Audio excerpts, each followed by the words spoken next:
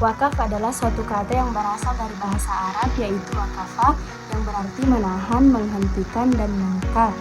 Dalam bahasa Indonesia, kata wakaf biasa diucapkan dengan wakaf, dan ucapan inilah yang dipakai dalam perundang-undangan di Indonesia.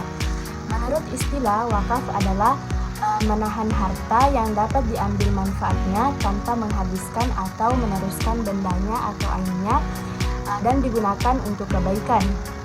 Sedangkan definisi wakaf dalam terminologi fikih adalah penahanan kepemilikan atas hartanya yang dapat dimanfaatkan tanpa merubah substansi dari segala bentuk tindakan atasnya dan mengalihkan manfaat harta untuk salah satu ibadah, pendekatan diri kepada Allah Subhanahu wa taala dengan niat untuk mencari ridha Allah Subhanahu wa taala. Adapun menurut syariat, wakaf adalah habsul ahli wasabutus samrah, menahan pokoknya dan melepaskan buahnya. Artinya yaitu menahan harta dan mendistribusikan manfaatnya di jalan Allah Subhanahu wa taala. Saya akan menjelaskan produk badan wakaf. Ada 5, yaitu wakaf tunai. Wakaf berupa uang tunai yang diberikan oleh wakif atau pemberi wakaf untuk dikelola dan hasil pengelolaannya digunakan untuk kepentingan sosial, pendidikan, dan keagamaan. Contoh produknya yaitu sertifikat badan wakaf tunai, wakaf melalui layanan perbankan syariah, crowdfunding wakaf tunai online. Yang kedua yaitu badan properti. Wakaf berupa tanah atau bangunan yang digunakan untuk mendirikan fasilitas umum. Contoh produknya yaitu wakaf masjid, wakaf sekolah atau pesantren, wakaf rumah sakit atau klinik. Yang wakaf sumur atau sarana air bersih. Yang ketiga yaitu wakaf produktif. Wakaf yang dikelola secara produktif untuk menghasilkan manfaat atau keuntungan ekonomi yang berkelanjutan. Contoh produknya yaitu wakaf pertanian atau perkebunan, wakaf ruko atau properti komersial, investasi wakaf, misalnya kerjasama dengan koperasi syariah atau lembaga keuangan mikro. Yang keempat yaitu wakaf saham atau suku wakaf. Wakaf dalam bentuk kepemilikannya saham atau surat berharga syariah yang keuntungannya disalurkan untuk kegiatan sosial dan keagamaan. Contoh produknya yaitu wakaf suku negara atau suku wakaf retail, wakaf saham perusahaan syariah.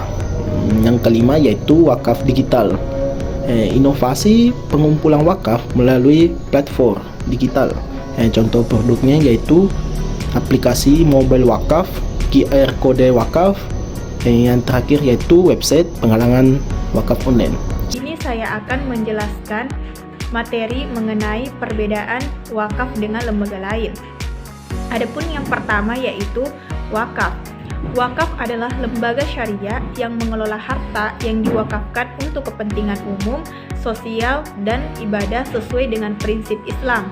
Harta wakaf menjadi milik Allah, hanya manfaatnya yang boleh dimanfaatkan dan pengelolaannya harus sesuai syariah. Adapun juga berlandaskan syariat Islam, harta wakaf tidak boleh dijual, diwariskan, atau dialihkan.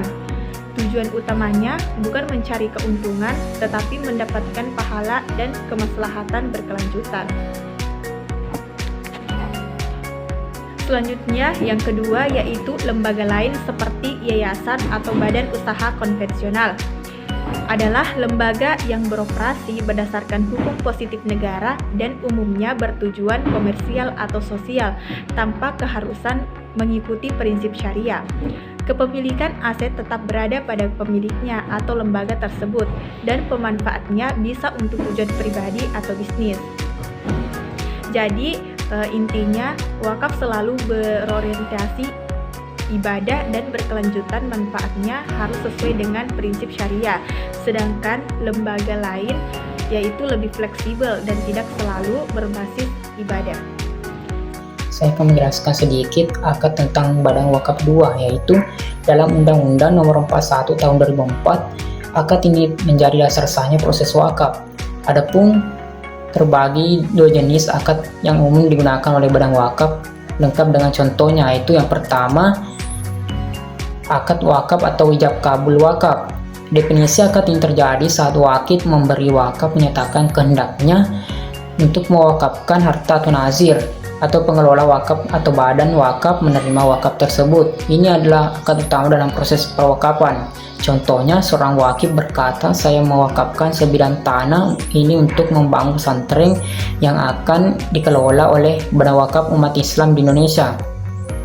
Nazir Badan Wakaf menjawab, saya terima wakaf tanah ini atas nama